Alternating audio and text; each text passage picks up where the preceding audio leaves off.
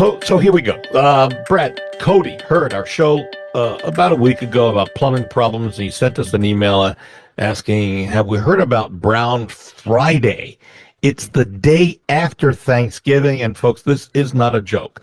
Searches on Yelp, as I found out, for emergency plumbers spiked 27% nationwide after the last Thanksgiving of last year, highlighting the holiday's reputation as the busiest time of the year for plumbers. By the way, in case you're wondering, Salt Lake City is the most clogged city in America, according to Yelp, followed by Dallas, Honolulu, Miami, Los Angeles, where residents are most likely needing the services of plumbers the day after Thanksgiving. So let's talk, Brad, about some of the things we can do to prevent the need for a plumber, because that's important. Yeah. Well, the first thing is if your plumbing is not functioning correctly before you enter into Thanksgiving time, call a plumber beforehand, because the problems just get worse when you have all those additional pressures, all the additional people in your house, all the additional water that's flowing through the pipes, all of the different scraps and things that people think a garbage disposal is just going to magically make go away. Make sure your systems are running correctly even before you come up to that Brown Friday, because I will tell you, I was experienced, here in Louisville, not, 15, 20 years ago.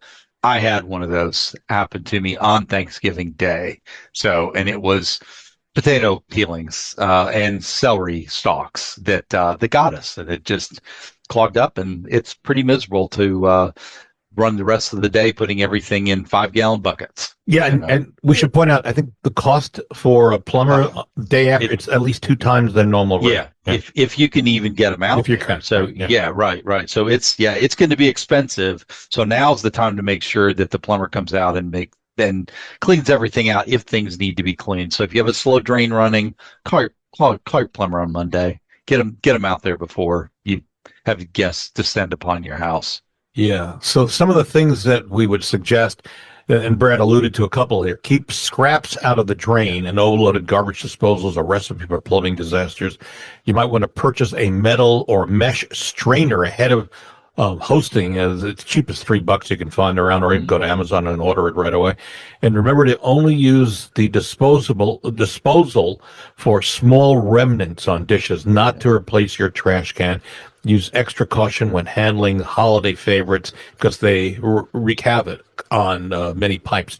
So, and I guess the Brown Friday, the word brown comes from things like the gravy that you might put down the drain. And bread, that's not, you would think that's not a big deal, but it... Well, but gravy is all fat. I mean, think about all these fats, all those lipids, everything that's going down the drain. As soon as it gets cold, it clumps up.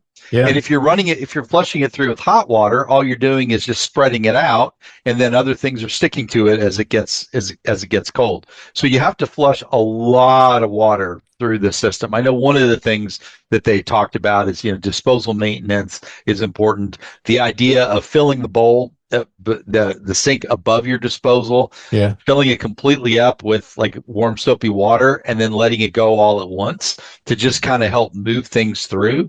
I have a very long run in my basement that's about 30 feet long, where the pipe is almost flat.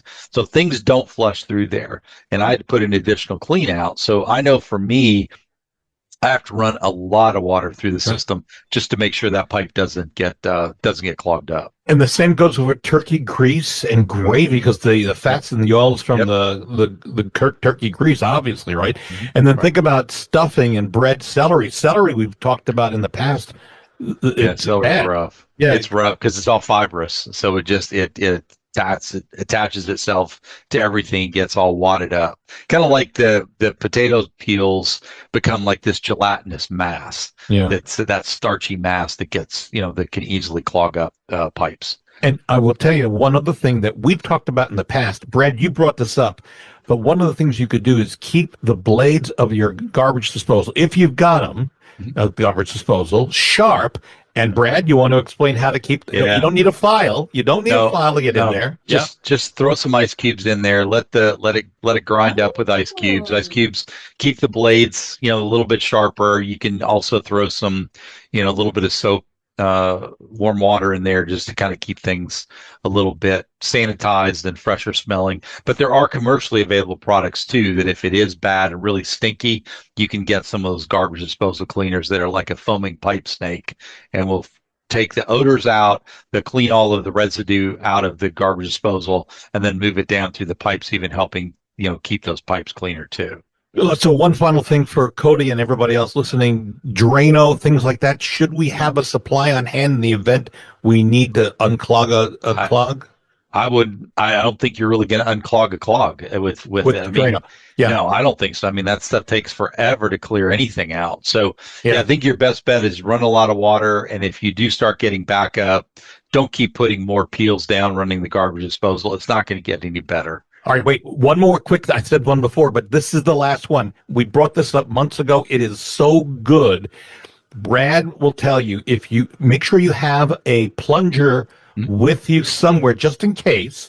And Brad, the tip that everyone needs to remember, right. Go ahead. Pull up on the plunger after you push it in there. Don't keep jamming it down. You want to push it down slightly so that it's completely compressed, and then jerk it back quickly, and then that makes the air, pop back through the line that releases it versus just jamming the clog tighter and tighter as you continue to press down on it. That is worth the listen of this show right there, the tip on that. Yeah, good stuff.